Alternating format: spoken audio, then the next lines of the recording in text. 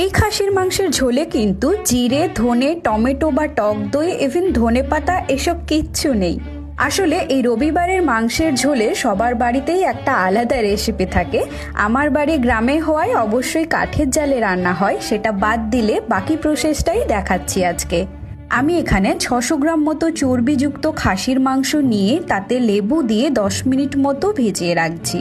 এরপর হাফ চামচ করে নুন, হলুদ, লঙ্কার গুঁড়ো আর একটু বেশি সর্ষের তেল দিয়ে ম্যারিনেট করে 1 থেকে 2 ঘন্টা রেখে দিতে হবে। মশলা বলতে যাবে শুধুমাত্র আদা, রসুন আর শুকনো লঙ্কা, সবটাই শিলে বাটা। এটা আপনি চাইলে অবশ্যই মিক্সিতেও বেটে নিতে পারেন। আর কড়াইতে অল্প সর্ষের তেল গরম করে নুন হলুদ মাখিয়ে রাখা আলুগুলো হালকা ভেজে তুলে রাখছি।